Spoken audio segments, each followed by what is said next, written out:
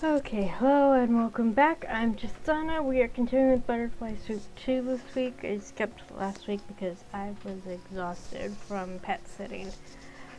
But I have plenty of energy today, so let's get into it. We are going from Min's point of view. 4th grade, Florida. Don't get too close to the water. Oh, come on. What's the point of a field trip to a bayou? We don't even get to splash around in it a little. Typical Minseo. I mean, there might be alligators in there. It's probably dangerous. Min sullenly trudges along the edge of the bayou with the rest of her classmates. I miss California. Just moved here a couple months ago. Before, the only white people I knew were Hayden and my teachers. But now, every one single kid in our class is white except me and June. I can't believe Hayden was right. Our school in California really wasn't anything like the rest of America. Yep. This bayou has a lot of biodiversity. Does anyone know what that means? Junseo raises his hand. Their teacher pauses awkwardly before nodding to him. Sorry, how do you pronounce your name again? Junseo. Can you repeat that? Yeah, Junseo. She nods with her brows furrowed, still looking lost. Okay, I will admit I am just guessing at how to pronounce their names. Is it okay if I call you John instead? Okay. Okay? Looking embarrassed, June ignores her and answers the question like nothing happened. Biodiversity is when there's a lot of different kinds of plants and animals living somewhere.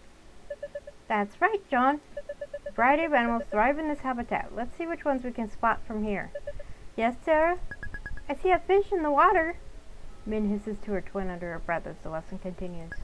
What was that? Now the teacher's gonna think it's okay to call me Minnie or something. If people start calling me Minnie Mouse, that'll be the absolute worst. I don't think that's gonna happen.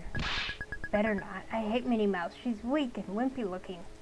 I bet if someone punched her in the gut, she'd just die. I'll go make the teacher call you the right name. No, don't. I don't want to make a huge deal out of it. That's in keeping with what we saw in the previous game. When Min's dad was being an asshole. But you should make a huge deal out of it. It's your name. It's fine. John's close enough. Looks like the ant walk is ready for us now. Everyone, follow me. The class continues down the trail, passing a group from another school. Many of the kids gawk at her and June with unabashed curiosity as they pass by. One boy pulls his eyes into slits with his fingers as his friends giggle. Hello! Me no speak English. What the? You wanna go, dickhead? Fight me! Oh, he's mad. Me no Reiki. I don't sound like that, bitch! Enraged Min punches the kid in the face. Of course she does. He topples backward. There's a huge splash as he lands on his butt in the shallows of the bayou. Oof! Min seizes his head before it can get up and dunks it into the muddy water. Get him, gators! Min, stop it! Hey, get off him! Half an hour later, Min sits seething in the backseat as her dad drives her and June home. What's wrong with you? Are you brain damaged? Now look, I had to pick you up in the middle of work because you couldn't behave yourself. I was good. I don't see why I have to be punished too. I didn't do anything wrong either. Your teacher said you tried to drown a boy. Huh? That's a lie. I was only holding him underwater so the alligators would bite him. You are not helping your case, Min. That's not any better. Their dad curses and lays down the horn as the Honda changes into their lane. Cut me off! Oh. The car lurches forward with squealing tires. Her dad is racing to catch up to the offending Honda, his eyes wild. What's he doing? He's gone nuts! A horrible cold wash runs down Min's spine as her dad maintains his breakneck speed beside the Honda and lays down the horn. Ah! June screams as her dad violently swerves into the Honda, threatening to collide with them. The other driver is forced to veer off the road to avoid crashing. What's wrong with you? I think I know where Min gets it, unfortunately. It was at fault. I wasn't going to let him get away with it. What are you, crazy? You could have crashed. It's your fault for making me so mad in the first place. Oh, sure, blame the kids. It's bullshit. How come no one else's kids is brain damaged as you? Disrespect me again and I'll really make you regret it. Min remembers the time her dad threw a 3-pound paperweight at her head because she cut her hair short and goes quiet. Fuming, her dad pulls over on the side of the road so he can focus on yelling at them. Tomorrow at school, you say sorry to your teacher before causing so much trouble. Why should I have to apologize? I didn't do anything wrong. That jerk was asking for it. He was being a racist and saying we didn't know English. Doesn't matter what he said. What's going to happen? You'll lose an arm if you don't hit him. Don't go crazy when things like that happen. Oh, that's rich coming from you after what you just did. What about what you just did? You just went ballistic 5 minutes ago. That's what I'm saying. Can't you be more like your brother? June is so well behaved. You don't understand. You weren't there. You think you're the only one who's had a hard time in the world? People wouldn't even hire me because of my accent. Who wants a manager who's an immigrant? When I got rejected from job after job, what was I going to do? Complain? Cry like a baby? Why do I have to sit through this lecture too? I didn't even do anything. Be quiet. It's an important life lesson. Just listen. If I got mad like Minseo and beat up all the people who rejected me, you know what would have happened? I would have landed in jail and you'd all starve to death. But that's not what happened. Instead, I just worked harder. I got certifications, studied day and night, and got rid of my accent. And then when I was so much more qualified than all the white guys, companies were forced to see how skilled I was. See? You have to be smart. Wasting time whining about it is never going to solve anything. This is you, whining. Min's dad imitates her in a high-pitched voice. What? So unfair! No fair! Wah wah! Crybaby! Someday I'm going to kill you. Someday I'm going to kill you.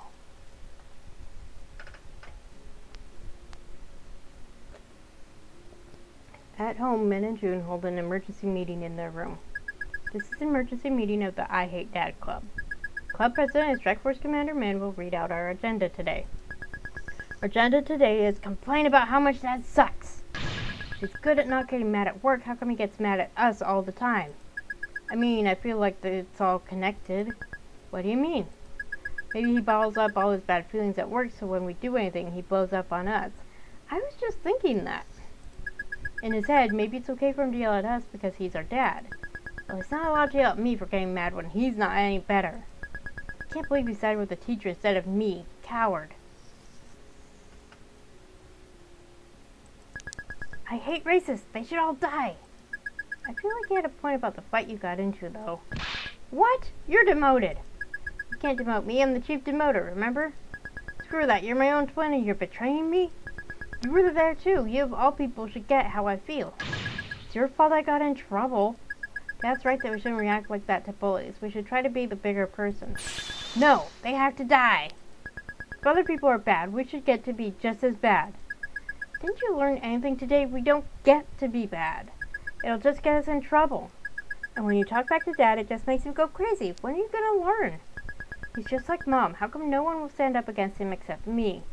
What's your idea then, genius? Be a wimpy loser like him? I don't know. Maybe if we just laugh along, the other kids will want to be our friends. No. 5 years later. So that was 4th grade. 4 plus 5 is 9. So 9th grade, so freshman year. So I think that's President California. Yeah. Min, can you act? I guess. Why? Can you be in a video we're making? For English. Sure, what's the video? Dia reties her ponytail, but most of her short hair immediately falls out of the elastic and ends up framing her face. Min gently tucks a curly lock behind Dia's ear, making her girlfriend blush as her fingertips brush her skin. We have to make a video about current events, so we chose saving the gray wolves. Who's we? Us and Noelle. How come you guys keep getting these 3-person group projects? My teachers usually do groups of 4. There are 4-person projects, it's just that usually no one else wants to be in our group. Oh, that's why we need more people to act out the skit we wrote. Actually, if we just made a few simple cuts to the script, 3 people would be more than enough. Your feelings on the subject matter are distorting your judgment. No, we need 3 people for the wolf family alone. There's no point in showing an entire family of wolves, just a single wolf will suffice. No, it's more sad if there's also a mommy and daddy. Yeah, stop censoring our artistic vision. I've never seen you two gang up on Noelle like this before. It's because she's wrong about this. If we're gonna make a video, it's our chance to create a masterpiece. We can make it so funny. Funny? That doesn't sound like the same thing Dia's going for. I want to be like How to Be a Ninja. What's that? You haven't seen it? No. You have to watch it. It's the funniest video I've ever seen. I found it on this website called YouTube yesterday. I even converted it to MP4 online so I could watch it on my iPod. Min puts in one of Akarsha's earbuds so she can hear the video. Akarsha takes the other.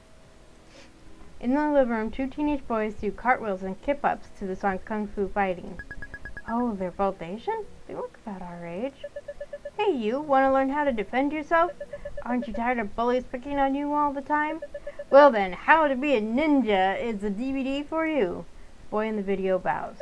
Hello everyone, my name is Hanete Wakuso Shiseo Tadasha Teriyaki Suzuki Honda Civic. Oh shoot, this is gonna set her off. Hello, my name is Bob. I don't know if I've ever seen two Asian kids like me starring in anything before. And they're being funny and everything. The first reason in being a ninja, already Akarsha is cracking up so hard at the kid's line delivery the iPod is quaking in her hands. It's to make loud unnecessary sounds when you hit things. Ooh, kiki, ya, wahoo! Never seen a video like this in my whole life. It's hilarious. You must be able to transform into anything. An animal, a tree, a frog. You must be able to imitate anyone. I am not saying this word. Not in this context. After a kung fu battle that culminates in one of the kids resorting to using a fake gun, the bloopers play. And we will be teaching you... Boys repeatedly dissolve into laughter over the accent they're doing. They look like they had so much fun making this. Right? It's so inspirational. They're like our age and they made such an awesome video. So it's okay if they make fun of the way... So what I'm getting is, Min finds it funny if Asians make fun of the way white people make fun of their accents. But if it's white people making fun of the accents, okay. They can create something that iconic, so can we. Must I remind you that this is a school assignment that we're being graded on? We're still following the grading rubric. Are you? I didn't see Gun for an Academy Award on there. The script you two have written is wildly overambitious. Yeah. Under the table, Akarsha immobilizes one of Noelle's feet by sandwiching between two of her own feet like tongs. Got you! Captured! I'm not captured! Noelle wriggles her foot free. When Akarsha tries to trap it again, Noelle retaliates by pinning one of Akarsha's feet against the leg of the table. No fair. I'm wearing flip-flops while you have real shoes. You gotta go easy on me. You chose the battleground. You don't get to complain. What the hell? They always act so demented around each other. When you're done playing footsies, can we talk about what you guys actually need from me? Akarsha and Noelle freeze, looking embarrassed. What? Hello? Because I'm acting in your project? Can you meet us at the park this weekend? Yeah, that's where we're filming. There's a kind of woodsy looking spot at the edge of it. Do I need to bring anything? No, just you. We're still working on the script, so we'll give it to you there. We'll take care of the costumes, too. Sakura and Yuki have a ton of stuff that we can use, so they're gonna bring it all. Cool, I'll be there. The park. When Min gets there, she spots Akarsha waiting in the shade under a tree. Where is everyone? Noelle said Dia's mom just picked her up. It's so annoying how Dia's mom has always been fine with Noelle, but not me. And Sakura and Yuki are running late because they couldn't find a hat they wanted to bring. We don't need Chris and Liz till the 4th scene or so I told them that they could show up whenever. Wait, they're acting in it too? Yeah, we pretty much ended up summoning the entire baseball club to help. Min joins Akarsha under the shade. So, any progress on your crush? Didn't I already tell you I got rejected? You told me you half-assed a confession through fucking text before chickening out and passing it off as a joke. Well, I was flirting pretty hard before that happened, so either way, they should have gotten the message, at least subliminally. Subliminally? You've been listening to a thing I've been saying? Go big or go home. I literally can't even tell you who it was you were flirting with. Okay, I know. What's next? Confessing to them on April Fool's Day? Actually, that's not a bad idea. You've got to be kidding me. When Dia and Noelle show up, Min runs over and presses a kiss to Dia's cheek. The blush. Dia thinks it means hello. I told Dia that phrase meant hi a really long time ago. Maybe I should come clean about it now that we're actually dating. I don't want her to stop saying it, though. Noelle wearily hands Min her script. While we're waiting for the others, you can at least familiarize yourself with your lines. There you go. It's unceasingly hot out, so Min fans Dia with the script. Who am I playing? The evil hunter. Well, sick. So what do I do? Are you illiterate? Just read the script. I will. Just give me the Spark Notes version first. To summarize, gray wolves are set to be removed from the endangered species list. I'll be playing a reporter. First, I'll interview an environmentalist, Dia. Next, I'll interview you, an evil hunter. Lastly, I'll interview a family of wolves on their opinion. During this last interview, the evil hunter kills the wolf pup, played by Akarsha. You really don't like the script, huh? It's clearly biased. It doesn't make sense to extend special treatment to wolves just because they're cute and fuzzy. It makes sense in my heart. From an objective numerical standpoint, their populations have recovered enough that these protections are no longer needed. Humans have a thriving population too. Does that mean aliens are allowed to hunt us for sport? Min reads the script as they argue. It's physically battered and marked with edits. They must have been fighting over this for hours. Guys, wait, I have another idea. I just saw a video of a guy setting a pile of leaves on fire and it exploded. Can we try to work that into the video too? No. I'm with Noelle on that. Dia slips her hand into Min's as Akarsha and Noelle argue. Whoops. I accidentally pressed the right mouse button. Looks like we have some time to kill before everyone else arrives. Min looks around the park. Okay. Look at playground. Look at the dead tree stump. Look at the dog. Look at picnic table. Let's look at the dog. Dia's almost in tears watching the dog run in circles around the park. He looks like a banana dipped in chocolate and he doesn't even know it. God, the way you think is so fucking cute. The dog catches a frisbee with its mouth and brings it to its owner. Bucket! Good boy! Bucket? Want me to ask if we can pet it? No, I think I can do it, thanks. Oh, sure, go for it. Don't worry, I'll take over if they don't let you pet it. Dia nods and hesitantly approaches the dog's owner. She stands about a foot behind him, unnoticed. She must be psyching herself up to do it. Can I pet your dog? Whoa! He scared me. Sure, you can pet him. Bucket happily rolls over on his back, exposing his belly. Dia gives the dog a hearty belly rub as he blissfully rides around in the grass. Sweetheart, darling, used between lovers. Do you want to pet it too? She's talking to me. Of course I'm going to pet the dog. Min rubs the dog's belly with both hands. His rough fur is a little smelly. When she stops, the dog looks up at her expectantly. He's asking for more. You're still petting him too. He really wants the whole crew massaging him at once? After a solid 5 minutes, Bucket still hasn't had enough pets. No dog can have enough pets.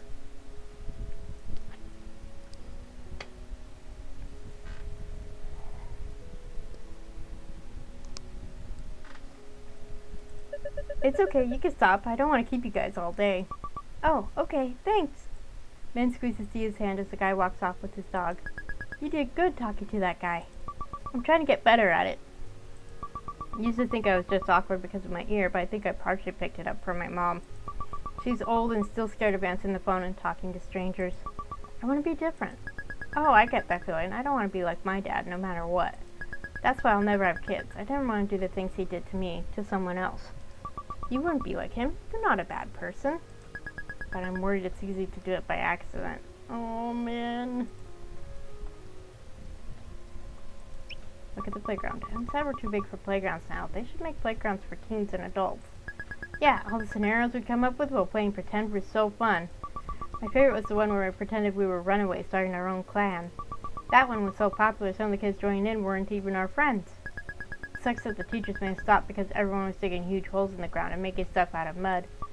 Is that why? I thought it was because it got too big. I remember like 30 of us were doing it. Maybe it was the combination of both? I don't know. I didn't even dig anything. My house was just a bunch of pine needles I arranged in a circle shape. You mean our house? We were married. In the pretend world, I mean. We were? I saved you from being kidnapped by bandits and I made you marry me as a reward. I did the exact same thing as the bandits then. No, I didn't. The bandits wanted you for bad reasons, but I wanted you for nice reasons only. And didn't you say this game was your favorite? You must have liked it. Realizing that Min's right, Dia is so embarrassed that she doesn't respond. It's a dead husk of a tree stump. Yeah, let's throw rocks at this tree stump. I bet we can knock the bark off of it. Okay. They survey the ground for rocks to throw, but there's only dirt and twigs. We should look around for big rocks. Good idea. Search for rocks. Search for rocks. Search for rocks. Just sand here. No rocks. Min scouts the ground for rocks. Meanwhile, Dia watches the dog running around. If I were in charge of naming that dog, I'd name him Banana Dipped in Chocolate. That's way too long. His first name could be Banana, middle name Dipped in, last name Chocolate. That's still the exact same length. There's a decently big slab lying in the dirt. This rock will work. And we just need to find one for me too. This one's for me. This one's for you. Search for rocks. Esther is seated at the bench, fiddling with a camcorder. Oh, you're here too? Yeah, I'm being the cameraman. Akarsha kept insisting I'd be good at it because I'm artsy, so... Did she do something to her hair? It looks way different than usual. Wow, your hair's so flat today. Thanks? Esther gives her a weird look. Meanwhile, Dia searches the ground for big rocks. What are you doing? Looking for rocks? Have you seen any? It's a pretty big one over there. Esther points to a large stone on the ground. Thanks. This one's as big as my fist. Yeah, this'll work. Work for what? Throw rocks. Yeah! Min hurls a rock at the dead stump. It hits with a thwack, causing a small piece of dry bark to fly off. Cool. Yeah, she's so impressed by me. I bet she wants to kiss me so bad. Dia follows Min's lead and fires a rock at the stump. It slams into the stump so hard its top half explodes in a shower of bark shards. Whoa! That was so badass. Thanks. She's the most perfect girl in the world. Min has to hold herself back from grabbing Dia and kissing her senseless. I wish we didn't have to hide that we're dating. Yeah, why we have to, but I wish I could just shout it from the mountaintops that you're my girlfriend. It's still true even if you can't say it. But it'd be nice to say it so everyone knows. Yeah, I know what you mean. I wish we could go on more dates. I want to go everywhere with you. The aquarium, PetSmart, Home Depot light section, airplane. Airplane? Why do you like flying? Not really. I like looking out the window and eating the pretzel packet. And Southwest gives you a little stir with your drink that's shaped like a heart. But that's it. We haven't done it together before though, so I think it'd be fun. I want to see how you react to it. Me too. I want to see your face when they give you the heart-shaped stir thing. We should each ask for a different free beverage and share so I get to try 2 drinks instead of just 1. Imagine it makes mine's heart feel like it's going to explode. I love the things that make Dia happy. They're so odd and kind of out there, but they make sense when Dia explains. Getting her surroundings, Min surges forward to kiss her just as Dia does the same, causing their mouths to crash together unexpectedly hard. Oof. Sorry, got too excited. That was the worst kiss ever. Let's redo it. Wait, won't people see us? Oops, I forgot. Maybe we should lie down in the grass. Huh? Why? That way it'll look like we're just wrestling. Dia lies down and Min gets on top of her and starts making out with her. It doesn't look anything like wrestling. No. Dia clutches at Min's back as Min presses kiss after kiss to her lips. Oh gosh, these two. They're idiots, but I love them.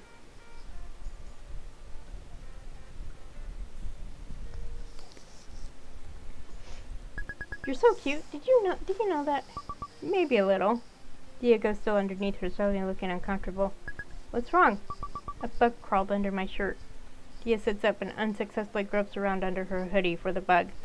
Every neuron in Min's brain misfires as Dia hikes her hoodie all the way up over her bra, exposing her bare torso. Ooh. I'm looking respectfully, I'm looking respectfully. Don't know where it went. Min is so distracted that it takes her a few seconds to notice the bug crawling into his chest. Oh, it's just Beetle. I got it. She grabs hold of it just as Akarsha and Noelle come jogging up to them. Everyone has arrived. We should get in costume now. Dia frantically pulls her hoodie back on. Whoa. I was just helping her. Bug crawled up her shirt. Where was it gonna crawl next? Down her pants? What the fuck? That's not what was happening. Look, the bug's right here. Min raises her hand to show it to them, but it's gone. Must have flown off. I mean, I'm not judging. If I had a ticket to Boob City, I know what I'd be doing too. But literally here in broad daylight? Really? Oh, for fuck's sake, we literally weren't doing anything. Dia's face is still flushed pink as they walk over to the others hand in hand. Hey, was she making you uncomfortable? I can make her stop. No, it's okay. Thanks for asking. I feel pampered with you. Good, because you deserve to be pampered. Yes, she does. The group gathers around Sakura and Yuki as they haul a pile of clothes and props out of a duffel bag. Sorry we're late. I was turning my closet upside down trying to find everything. Any objections if I play music from my phone? Gonna play anime openings? Maybe? Then yes. How about K-pop? I just discovered this amazing group called Super Junior. I don't know what that is. You can play one song. Yosh! She plays a song from her phone speakers and tries to untangle a Nerf gun from a coat belt. People around me tell me I'm too aggressive. Oh, this isn't so bad. Isn't it great? Korean guys are so much better than American guys. How so? They're also beautiful and kind-hearted, not smelly pervs like the guys here. I need to find myself an oppa. This is weird. Should I say something? I guess she doesn't mean by any harm by it. She's trying to appreciate the culture. Here, Min, this trench coat's yours. It's my brother's Yoichi costume. It's supposed to have a hat, too, but I think he lost it. Yoichi? Yuite? The fuck is that? From the amazing series Nabari o no duh. I'm sorry if I'm butchering these names. Wait a minute, is this all anime stuff? I believe the correct term is cosplay. What? Akarsha, I thought you meant normal costumes, like Halloween costumes. You didn't ask, so...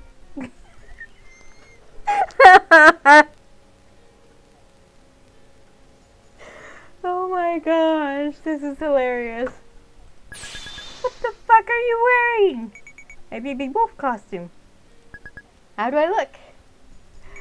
Like someone wearing cat ears. Is this really going to come across as wolf? Yuki, this would have been more convincing if you had fursuits. Fursuits are so expensive though. I might become a doctor just to be able to afford them someday. Yeah, the fursuits that people wear to anime conventions are really expensive. So people who make them, they can make a lot of money just from making those. And the people who buy them usually have a lot of money to throw at them, obviously. Also, you guys don't have to call me Yuki anymore. I realized a few days ago that going by a Japanese name in real life is kind of weird if you're not actually Japanese. Me too, actually, even if we love anime, it's a bit much. Took you all the way till now to realize that.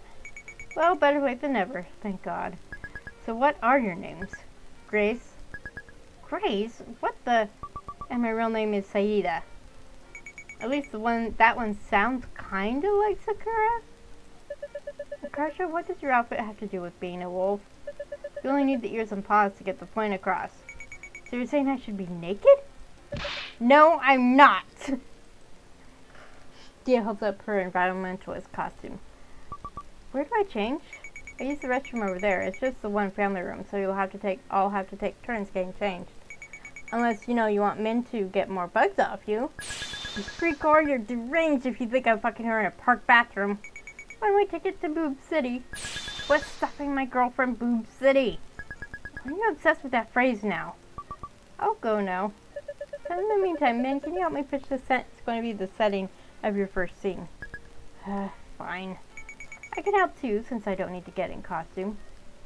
Min helps Esther and Noelle carry the box with the tent in it.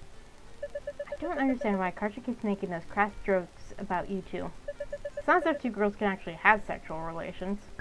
What the hell are you talking about? Yes, they can. Are you dense? Humans weren't evolved for that. Anatomy makes it impossible. How's it impossible? You can use other body parts, like your fingers. Fingers? You must be mistaken. Are we really having this conversation right now? No, it's true. I mean, girls love manga is a thing. What? Do you think lesbians gave up sex for life? Is she serious? How sheltered is she? Considering the way her mom was in the previous game, I'm not surprised that Noelle is missing out on a few things. Noelle is so shocked that she doesn't speak for a while. Esther wipes sweat off her brow and points at a clearing in the dry grass.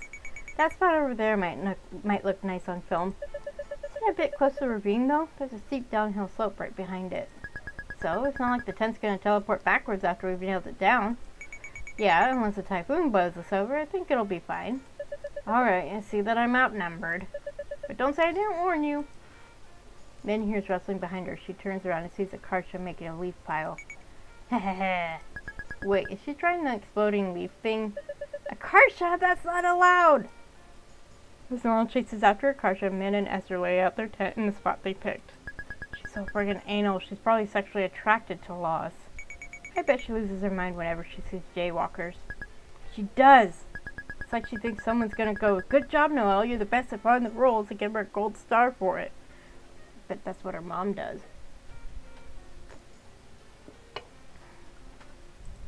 Min squints in confusion as she steps to set up the tent. I can't picture this shit. Where did the poles go? They crisscross in the middle, see? Here, just hold that end and stick it through the metal ring. Like magic, the tent pops out into the third dimension. Holy shit, you're like a camping prodigy. I mean, all I did was follow the instructions. Now we just have to drive the stakes into the ground. Min pounds each stake into the dirt with a large stone, enthralled that hitting something is actually constructive for once. She would. Fuck yeah! Meanwhile, Esther takes her sketchbook out of her backpack and starts writing in it. What are you doing? Esther stops, looking embarrassed. I'm writing down what you said earlier as inspiration for my webcomic, like for character dialogue. I start doing this whenever something interesting happens so I can remember later. Huh? What did I say that was interesting? I said I was a camping prodigy, prodigy, instead of a prodigy. Did I accidentally say that correctly? What's so special about that? They're pretty much the same anyway. I don't know, I just thought it was a neat detail. Obviously, I'll only use it if you're okay with it, though. I mean, sure, I don't really care. What's it for again? A comic? Yep. What, like Garfield? Huh? No, it's nothing like that. It's still a work in progress, but basically it's about a bunch of teenagers who have the power to shift into alternate dimensions. It's kind of sci-fi-y, I guess. Oh, so like a superhero comic. No, there's no supervillains or anything. All their problems come from the way they use their own powers. Like, while you're in the parallel universe, you're gone from your original universe, right? But what if you get tied up with something while there and can't come back? That'd suck ass. I wouldn't get to see Dia or my friends anymore. Exactly. No one from the world you left behind would know why you disappeared and you'd become a missing person there. I always get so stressed out about that when reading Narnia and time travel stories. I've never heard her talk this much before. She must really be hyped about her webcomic. Anyway, a lot of miscommunication happens between the characters because of issues like that. Well, I mean, with Narnia, we find out later that no time passed in the present for them. No offense, but I can't stand stories that revolve around misunderstandings. It's so frustrating when the whole problem is literally just people being bad at talking. If you hurt someone, it should be on purpose. But those kinds of problems are the most realistic. In real life, people hurt each other by accident all the time. Like how? You know how before our school became 93% Asian, it used to have a football team? They died. They died because Asians don't care about football, right? Same as the real baseball team. Yeah, no one would go to the games. As a last-ditch effort to help them last year, my math teacher offered us 2 points of extra credit for coming to a football game. So I went to help my grade. But as soon as I got home, my dad yelled at me for going out to a game instead of studying. He didn't get that we had the exact same goal, me getting good grades. Wait, what ethnicity are you? Huh? I'm black and Chinese. And your dad's the black one? Yeah, he is. I didn't know black people cared about grades.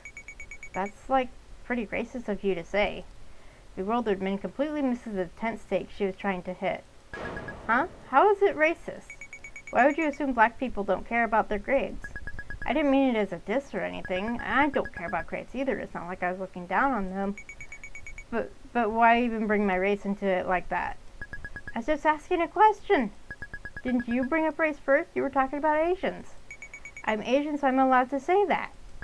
Sure, whatever. If I needed to be so fucking sensitive about it, I would have asked in the first place. And this is the this is a miscommunication in real life. Wow, so instead of saying sorry, you're insulting me. What? Why the hell should I apologize? I wasn't even trying to be offensive. It's not like I purposefully called you the N-word or something. Wow, thanks for not calling me the N-word? I'm just saying you're overreacting. There's real racist people out there who hate minorities, and you're calling me racist just because I accidentally made one little mistake? It's not just one little mistake. You say weird, ignorant stuff like this all the time. No, I don't. Like what? Like when you randomly told me my hair was flat. Why was I even supposed to say to that? Yours too? Get a grip. That's not even real racism. You're seriously trying to explain what racism is to me, a black and Chinese person? Look, I'm a minority too. Us even fighting is so dumb. You being Asian doesn't mean you're not racist. The worst racism I've ever seen was when I went to China. God, you're being so stupid. Esther throws her stick down and storms off. Dumbfounded Min just stands there with her heart racing a mile a minute. How did it blow up like this? I wasn't even trying to start something. Shit, did anyone else hear us fighting? Min nervously looks around, paranoid that her friends heard what happened. It's hard to tell if they did. Min frantically hammers the last stake in place, her stomach churning with a mixture of shame and panic. She hears footsteps behind her and nearly has a heart attack when she turns to see Krista walking over. Oh, fuck! What if Esther told Krista I'm racist against black people? She's black too. I don't want her to hate me. She might even kick me off the team. Need any help with the tent? No, I'm good. I guess you could say it's not tent to be. I should be extra careful not to offend her. Haha, great joke. Thank you. I feel like not enough people appreciate my puns.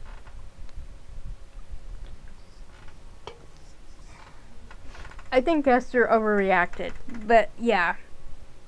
I kind of get where Min was coming from, because there is unfortunately the stereotype that blacks don't care about good grades, and honestly,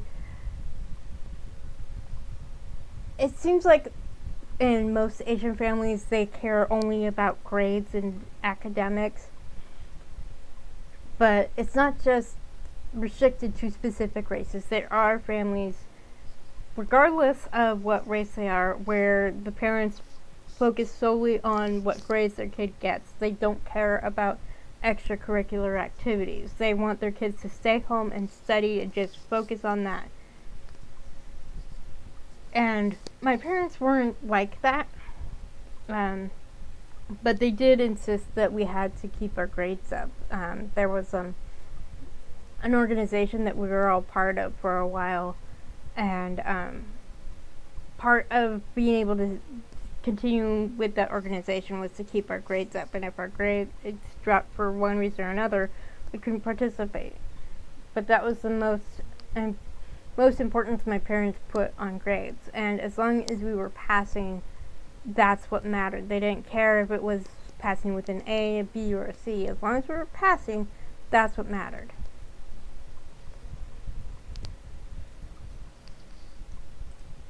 Having donned her reporter costume, Noelle returns to place a sleeping bag inside the tent.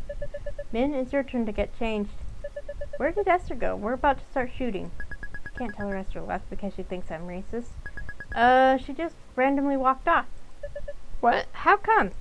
Who knows? She's so weird. In the park's restroom, Min quickly changes into her evil hunter getup. I'm going to be sweating buckets wearing all this in this weather. Thank God they couldn't find the hat, or it would have been even worse. Thea perks up when Min rejoins the group. You look cool. Oh, Thea looks so cute. I love the glasses. And a little plushy kitty. You should get a coat like that for real. Normally this would send Min over the moon, but she feels so sick to her stomach she can't properly appreciate it. Thanks. It's me, your racist girlfriend. Dia definitely wouldn't want to be with me anymore if she found out I was racist. There's a song in the musical Avenue Q, basically saying, everyone's a little bit racist. And it's basically they all acknowledge that they are racist in some ways. And even for a white guy married to a Chinese woman, that doesn't excuse him from being a little bit racist. Do I look okay? You look so cute in glasses.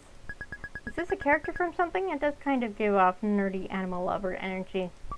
No idea. Esther, I like your hair. Oh yeah? Thanks. Fun buddies. Fun buddies. They begin shooting the first scene in front of some trees. This is the Channel 2 news reporting from Boise, Idaho. Environmentalists have been in an uproar ever since the Obama administration approved the delisting of gray wolves from the endangered species list. Even replaying the conversation in her mind is getting men worked up again. I can't believe Esther had the nerve to call me racist. When we were in Florida, kids used to call me and my brother chinks and tried to beat us up. Why would I be racist when I hate racists more than anyone? It doesn't make sense. I wasn't even trying to insult her. Like, good luck going through life getting offended by every tiny thing you see. Right? Are my standards just totally messed up or something? Min stomps on a random twig and crushes it to tiny pieces beneath her combat boots. What's wrong? I'm just having a weird day. Do you think I'm racist? No. How come? You're good to me and curious about other cultures. Why? No reason. Just checking. Okay, we got it. Let's move on to the next shot. Dia goes over to stand in front of the camera. Ma'am, can you introduce yourself? I'm an environmentalist with a degree in wildlife ecology. My research has led me to believe that... Bro, can you speak up a little? After a few takes, I managed to capture a halfway audible clip of Dia talking. They move on to the next scene. Soon it's time for the evil hunter's interview. Min reviews her lines before getting into place. Okay, I'm set up. Action! Next, I'm interviewing a hunter who's camped out in the Idaho wilderness. Hello there, how do you feel about the removal of gray wolves from the endangered species list? Esther could straight up ruin my whole life if she said something right now. Yes? Give me a minute, I just woke up. It's the afternoon. The sleeping bag I was sleeping on was full of rocks. Anyway, I feel ecstatic about the delisting. I can't wait to kill tons of wolves. Hold up, cut. You skipped a line. What line?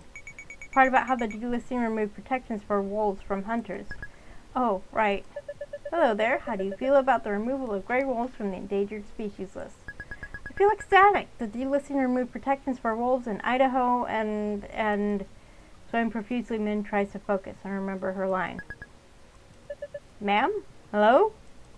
Don't call me ma'am. What? Why not? I don't like it. I'm not a woman or something. Are we talking about your character or in real life? Cat, come on, don't break the fourth wall. After Min botches her 10th try, Noelle looks about ready to explode. Are you even trying right now? We're going to be stuck here all day because of you. Shut up, I am too trying. Why don't we take a little break? It'll probably help us all reset. Yeah, let's go stare at the lake or something. We can hide all our backpacks and stuff in the tent. I guess it can't hurt. I feel like something's going to happen to the tent.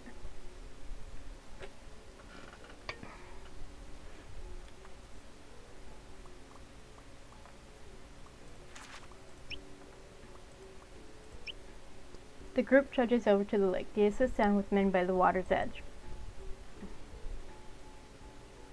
Hang on. Dice.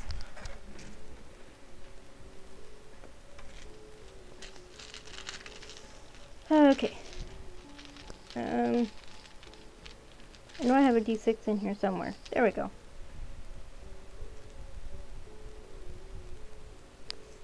Okay. I feel so bad for Min. Okay, so I have a D6, which is 6-sided dice. So 1, 2, 3, 4, 5, 6.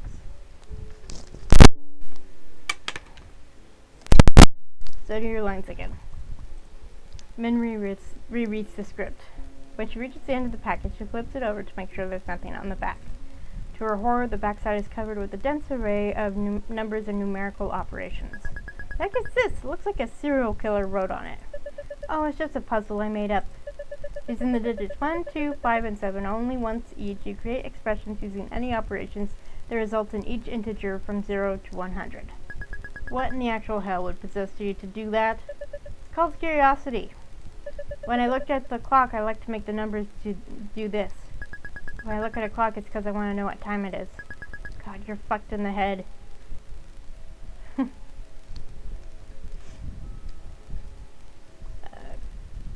That's over to Esther. Esther's sitting with Grace and Saida on a nearby log. Should I try to talk to her? That might piss her off even worse. I probably shouldn't. I wish my hair would go prematurely gray. Having white hair would be so cool. Me too. Even though no one else would see it. That's not true. I could show my hair to my family and other girls. It's true. She used to charge other girls $20 to see her hair in the girls' bathroom. How'd you know? Did you pay to see it? Yep. If you're interested, Esther, I'll let you see it for a special discount of $10. I'll pass. You sure? Limited time offer. Why is it limited time? Your hair's always going to be there. For all you know, I could be dyeing it a crazy new color every day. Could be blue, purple, pink, and you'll never know unless you check. Oh crap, maybe I should pay to see it again. You're seriously falling for that. I hate nature lakes like this. Why? It's nice here. It just reminds me of shit that happened to me in Florida. What happened? I mean, it's pretty much the same as the other stories I told you. It's just on a field trip that got ruined by racists. So now places like this are cursed. What did you mean earlier about not being a woman? Do you mean age-wise? Oh, it's hard to explain. I've never really told this to anyone before. It's probably going to be confusing.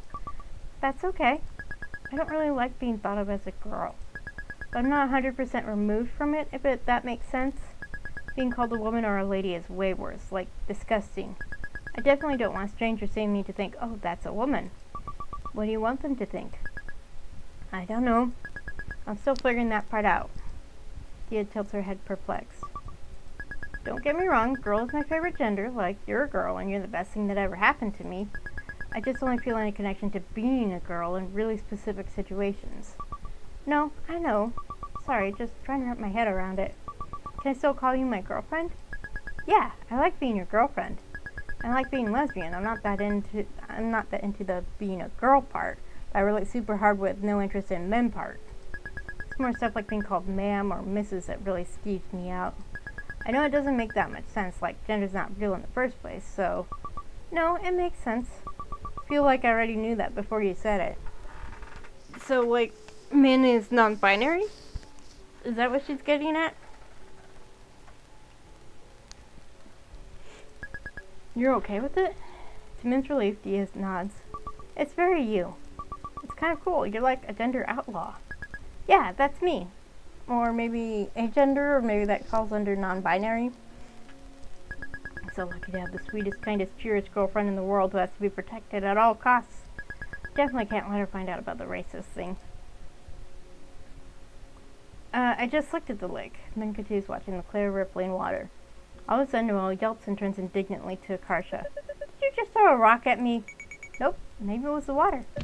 The water threw a rock at me? It was just a little pebble, right? I bet the waves could have picked it up. She definitely threw the rock at her. Chris sighs from the bench she and Liz are sitting on. Why is it that wherever we go, we end up babysitting people? Do you think it's firstborn child syndrome? You might be onto something. My siblings are pretty immature, so it's usually up to me to make sure the house doesn't burn down. What if we started acting really immature too, and someone else would be forced to pick up the slack? How do you propose we do that? I don't know, maybe we should just start talking with no filter? Instead of thinking about whatever we say, we just say whatever pops into our minds first? Very interesting. After the brief break, the group gets back to filming. Take 11. Action! Hello, how do you feel about the removal of gray wolves from the endangered species list?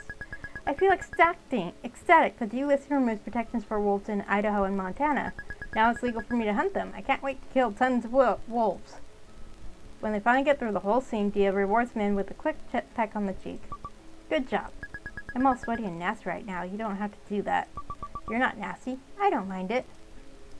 Noelle grumbles as she sits next to Akarsha at the picnic table and takes a sip of water. I still can't believe you threw a rock at my face. Hey, that is a gross exaggeration. Wait, so you admit it was you who threw it now? First of all, I lobbed it. Second of all, I lobbed it at her neck, not her face. Well, it hit my face. Intent matters here. You're making it sound way worse than it really was. Yeah, intent does matter. I didn't mean to hurt Esther's feelings either. Min uneasily glances over at Esther. She's reviewing the footage on the camcorder. Wish the whole thing never happened. Okay, we're good to start the Wolf family interview. Yes! I call being the Wolf Mom. Wait, I want to be the mommy too. Well, I definitely don't want to be the dad. Give me 2 moms. Adopted. Wolf Mom and Wolf Mom number 2. Wolf Mom number 2 definitely sounds like the inferior one, though. There's gotta be a way to make them sound equal. Like how there's always 2 versions of Pokemon, like Diamond and Pearl. Does this really matter?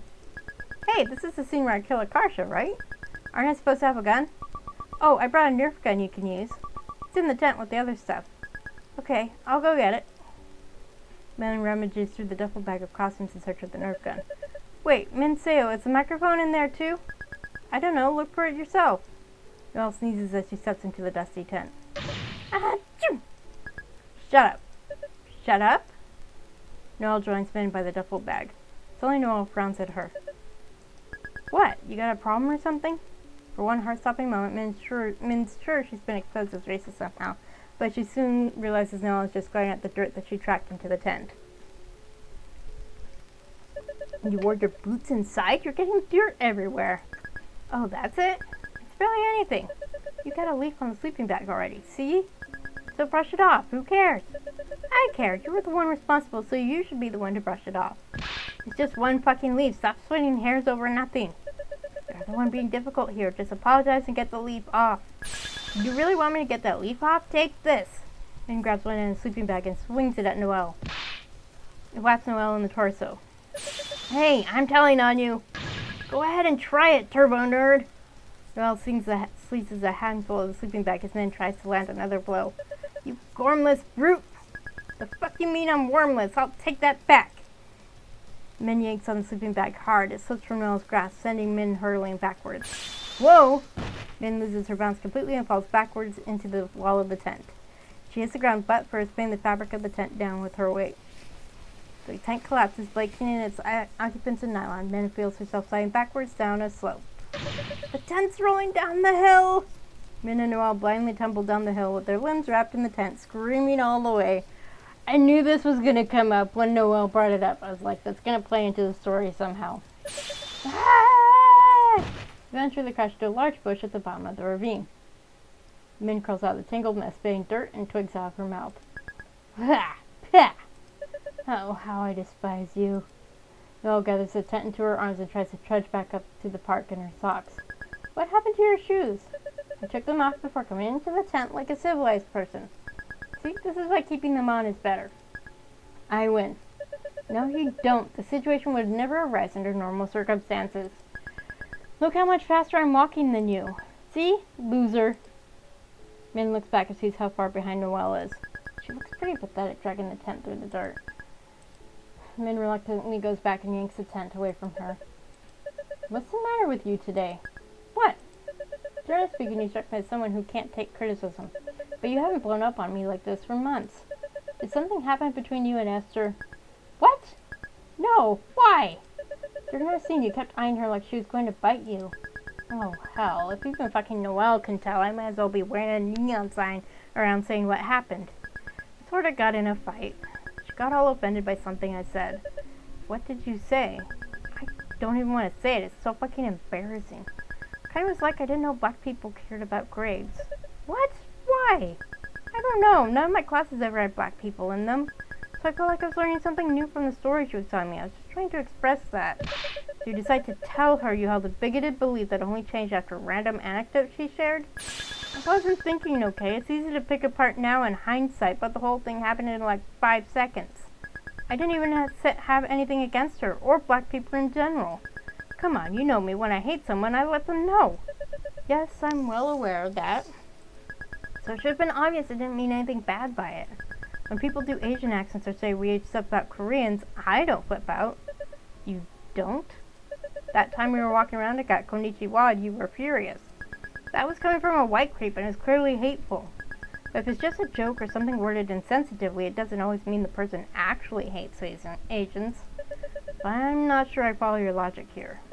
Are you saying that as long as something's not intentionally hateful racism, it doesn't bother you? Yeah, it doesn't, because I'm not a sensitive crybaby. If you had a choice, wouldn't you rather they not say those things? Well, duh, if you could press a button and magically no one ever said that stuff again, that'd be cool. Then it does bother you. Okay, yeah, maybe it would bother me a little, but I wouldn't make a huge stink about it. If it bothers you, doesn't it make sense to complain about it? If I were some weak-ass sissy, sure, but I'm not, so I don't sweat that kind of small stuff. But we just established that you are bothered by it. You just deny it because in your eyes it's weakness to admit you're hurt because of the tough guy act you have going on. Noelle's got this insufferably smug expression on her face, like she's discovered a misprint in an exam that no one else has found yet.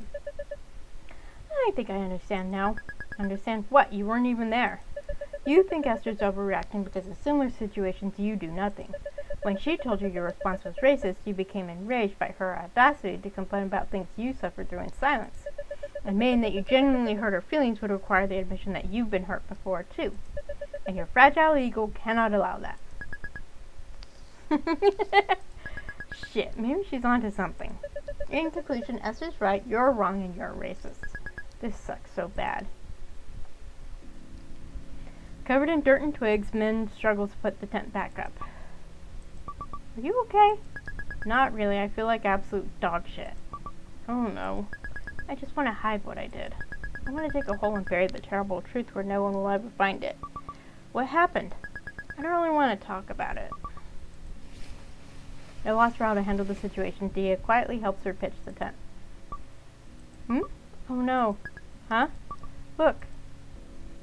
Dia points to a malformed-looking butterfly clinging to the tent fabric. Oh, ew. What's wrong with this wing? It's all crinkled. I think it's stuck like that. That's so sad. Maybe it's because of the fall spring. Fall spring? It's when it's super warm, but it's still winter. It messes up a lot of animals because they think it's spring when it's not. Maybe the weird environment messed it up while it was forming. Dia tries to get the deformed butterfly to crawl onto a twig. It's hard to watch. Is that what I'm like because I grew up with racists and got taught the worst lessons ever? I feel like I went through hell and came out the other side in the most monumentally fucked shape.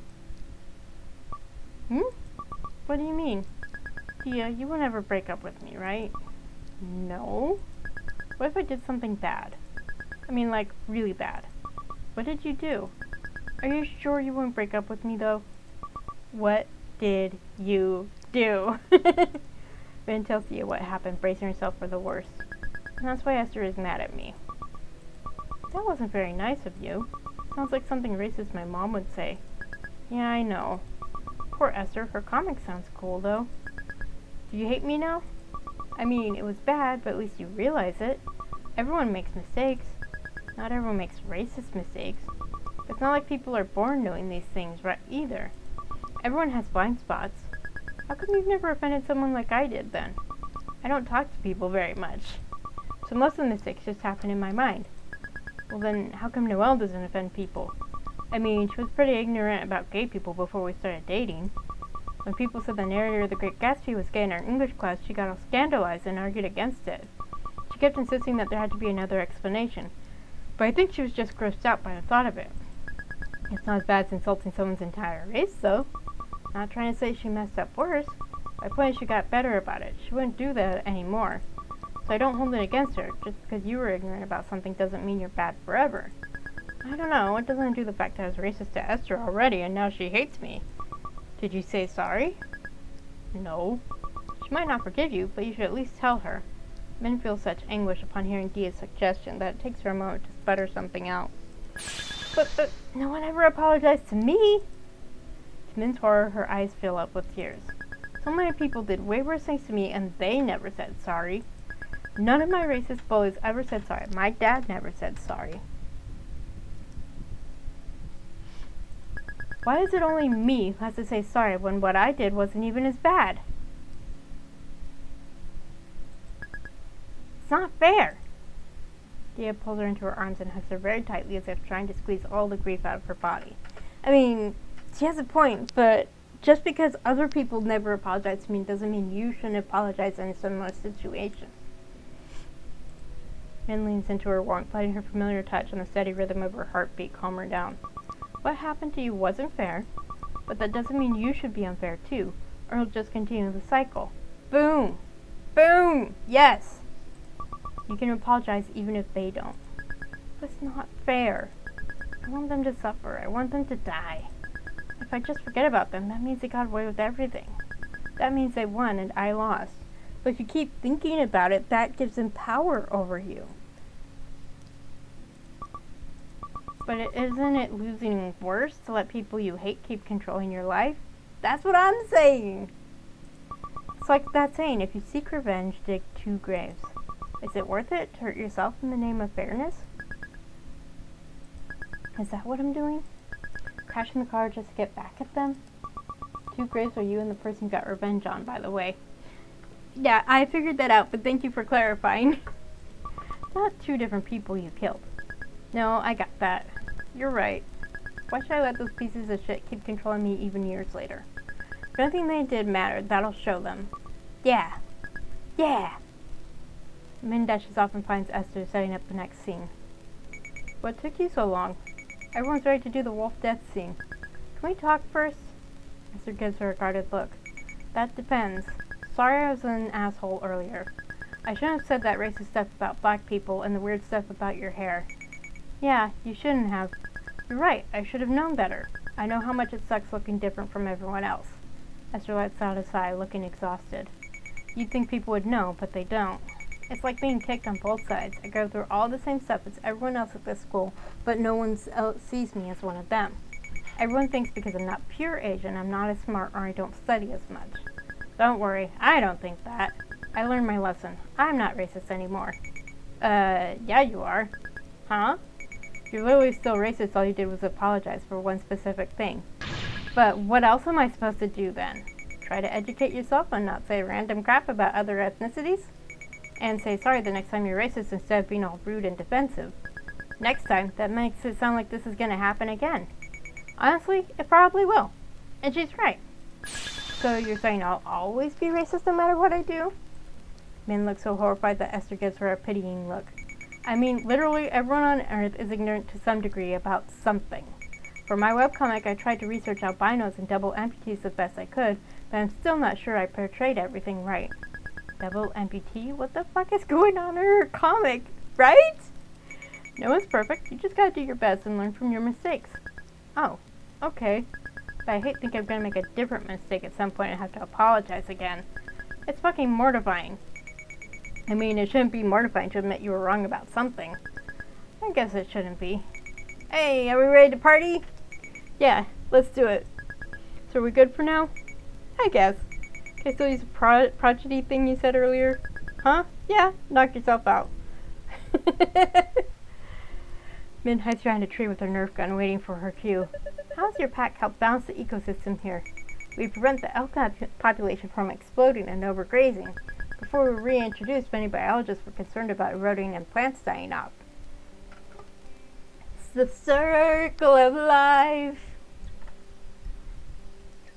But seriously, having wolves and elk help out both sides. You need to have wolves help control the elk population, and I'm sure elks help in some way, but I would have to do research, and I'm not going to bother.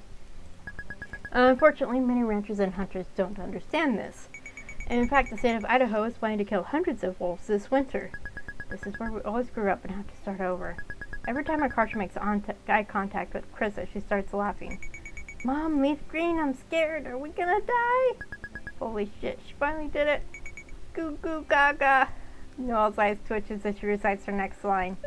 Oh, it's this adorable little thing. This is our wolf puppy. Normally mated pairs produce a litter per year, but we adopted her. We love her so much. I'm only 4 months old. Die! Min leaps out from behind the tree and shoots a flurry of Nerf pellets at Akarsha. No, I only kill a very small number of cattle per year. Erk! Akarsha goes down and Min continues shooting her ass with the Nerf gun. No, our innocent puppy! Mwahaha! I'll be back to kill the rest of you. Min runs off screen, leaving Krista and Liz crying very unconvincingly over Akarsha's body. How could this happen? If only we were still on the endangered species list. Noelle turned solemnly to the camera. Today I learned that disintegrate rolls from the endangered species list would have devastating consequences. And that's a wrap. Finally, we've been here for 6 hours. And we may have just produced the worst video ever. Relieved to be back in her regular clothes, Min looks around. Seems like people are packing up. Never did sit. Grace is trying to squeeze the costumes back into her bag. Hey, Min. Do you know if your brother's single? Oh, great. Do you think you could introduce us? I mean, I'm not sure he even likes girls. Oh, darn. What exactly do you like about him? He's so cute. He looks kind of like G-Dragon. Do you like my brother just because he's Korean? What? Can you chill out a bit with the whole Korea thing? Sorry, I just get so excited about K-pop. Liking K-pop is fine, but just be normal about it. Sorry. You don't have to keep apologizing. It's annoying. As long as you get it. Okay, yeah, I'll be normal now. That's fair. Look at tree stump. Krista and Liz are staring at the decimated tree stump. What happened to this? It looks like a cannonball hit it. Beats me. I should probably keep my mouth shut. Well, I suppose it's not our problem. Speaking of problems, what'd you think of your afternoon as an irresponsible person? That was even more tiring than being responsible. Did you see them knock the tent down the hill? Yeah, I just ignored it. Me too. We probably could have finished it a couple hours ago if we just wrangled them like we normally do. Yeah, man, I thought I was really onto something.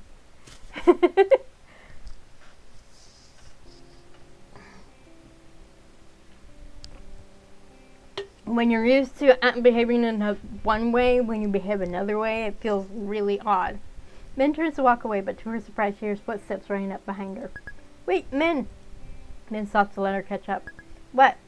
I couldn't help but overhear some of what you were saying to Dia at the lake. Liz scribbles something on a scrap of paper and hands it to Min like a doctor giving a prescription. You need to go on the internet. The internet? Min scrutinizes the scrap of paper. It says genderfork.com. It's a blog you might like. How the hell would you know what I like? I'm trans. Oh, interesting. Huh? I mean, not that being genderqueer is necessarily the same as being trans, but I'm here if you'd ever like to talk. Have fun! Liz pats Min on the head and leaves her standing there clutching the little scrap of paper in absolute shock. So question, Liz just says she's trans. Does that mean she's a trans man or a trans woman? I'm assuming trans woman since she's presenting as female. But at this point, who knows? I guess I should look that up when I get home. Look in the tent. The tent flap's already open. Min glanced aside. To her surprise, Akarsha's already there. Shh, look. She points to Noelle, who's sound asleep on the sleeping bag. Damn, she must have been pretty tired to just conk out like this. Listen, I have the biggest brain in the world. Akarsha gleefully lies down on the ground next to Noelle. Help me braid our hair together. I have short hair, dipshit. Do I look like I know how to braid hair? I can't do it myself. It's too hard when I'm lying down like this. Come on, sweetie, please. God, when you talk like that, I just want to smash your head with a rock. Min crawls over and grabs a lock of Akarsha and Noelle's hair in each hand. It's easy. You just gotta split it into 3 strands and alternate which one goes on top. Like this? Confused Min just randomly twists their hair together. The instant she lets go, the braid loosens and unravels. Shit! Noelle scowls in her sleep as Min tries again. Akarsha! Akarsha and Min freeze, but Noelle just turns on her side, mumbling to herself. Just because it's suitable for all large primates doesn't mean you should eat it. What is she dreaming about? Esther sticks her head in the tent. Can you hand me my backpack? Wait, what are you guys doing? Psst, help! Esther, do you know how to braid hair? Esther assesses the situation for a moment before shrugging. Okay, why not? Thank you! After a few minutes, Esther manages to weave Akarsha Noelle's hair into one giant messy braid. You did it! I wonder when she's gonna realize. Noelle stirs one of the sleeping bag. Her head gets jerked back by her hair, which is now bound to Akarsha's. She blearily rubs her eyes. Bonjour. Noelle bolts upright, screaming. Ah! What's wrong, Frenchman? Bad hair day? Akarsha! Why? Get me out of here! Whoa, calm down. Calm down, you literally attacked me in my sleep. I mean, you can just braid it. It's not that bad. Yeah, tons of people in the world have it way worse than you. Shut up! I hate all of you! She surges towards Esther and Min with an aura that can only be described as murderous. Karsha calmly lies back down, dragging Noelle down with her. Ah! I'll hold her back. Run! Nice knowing you. Bye! Bro, I'll never forget your sacrifice. Esther and Min make their escape. Inside the tent, there's a muffled scream followed by a crash. The tent strikes pop out of the ground as the tent rolls over and goes tumbling down the hill again. Ah! Again? There it goes. Min and Esther peer down at the bottom of the hill where Noelle and Karsha and the tent have landed in a tangled heap.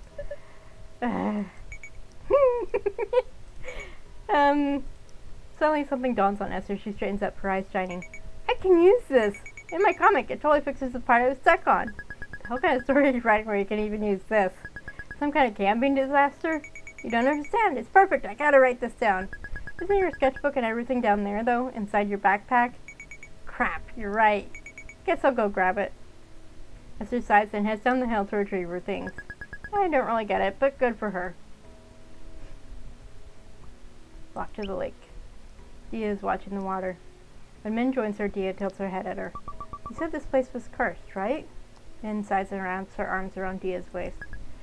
Yeah. Dia rests her forehead against Min's, her long lashes tickling Min's skin as she blinks. What if we uncursed it? Huh? How? By making new memories, together. Dia hugs her tighter, squishing Min's face directly into her chest. Ooh! So soft. I love you. Min's mind is in such a state of disarray that it takes her a second to process what Dia is saying. In her Herculean state of self-control, she manages to stop rubbing her face against Dia's chest and meet her gaze. Wait, you know what that means? Dia nods, her cheeks tinged pink. It's in a lot of the K-pop songs that Grace played.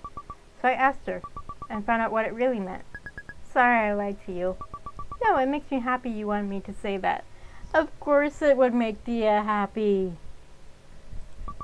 Because I do. Love you.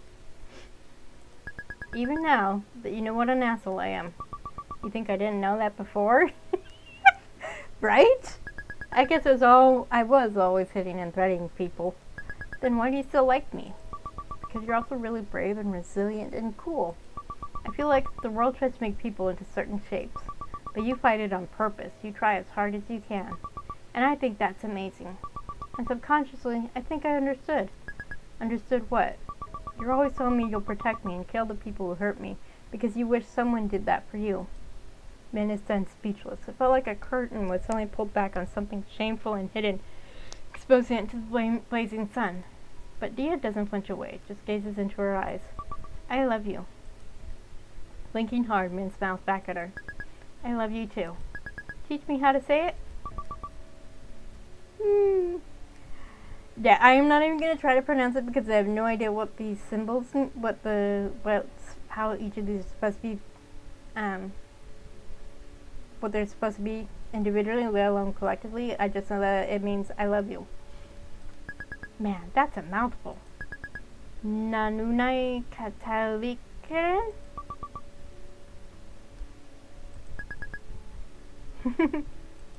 Yay! Okay. Alright, that's it for today. Time for Noelle. So that's next week. Saturday Chinese school, of course. Okie dokie. So going back to main menu.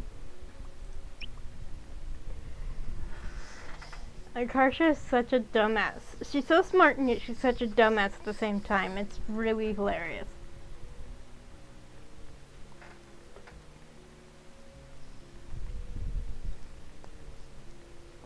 So thank you all for joining me, for watching this if you're watching on YouTube.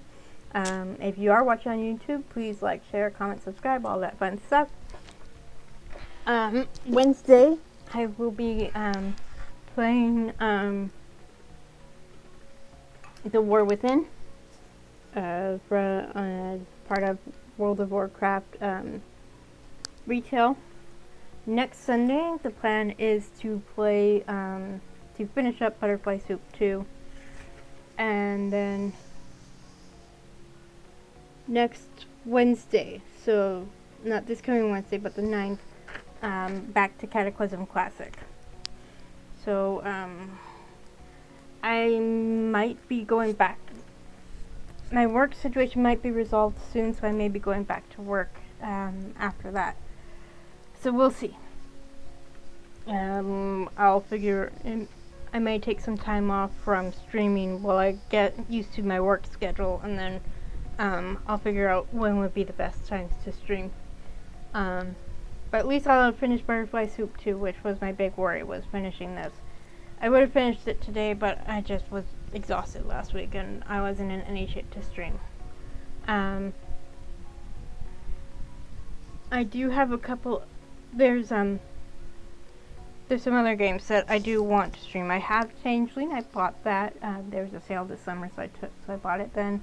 I also got Stray Gods, which is a musical visual novel with Laura Bailey as the main character, and of course I'm not going to pass that up. I watched a friend stream it, so but I missed some of it, either because I was busy with something else or I was too tired to stay up and keep watching. So I have an idea of what goes on in Stray Gods, but I don't know exactly everything that goes on, which is fine. But a lot of the voice actors for Stray Gods I know either through Critical Role or just my own playing video games. Or one of the voice actors is actually he was in the original cast from Rent. And the friend that I watched play it, she works in theater, and she immediately clocked that he was a musical theater person, because his singing was just that different enough from the others, because the others are primarily voice actors. The guy from musical theater, of course, he sings for his living, so there was just that difference, and he plays the character of Orpheus. So it's fitting that the one person who sings for a living, basically, is playing the guy who sang to get his beloved out of Hades, out of the underworld, and it's his fault that that didn't work out, because he was a dumbass who looked back before his wife was free. But anyway, so I haven't decided yet which of those I'll do once I'm able to stream visual novels, when I'm up to streaming again.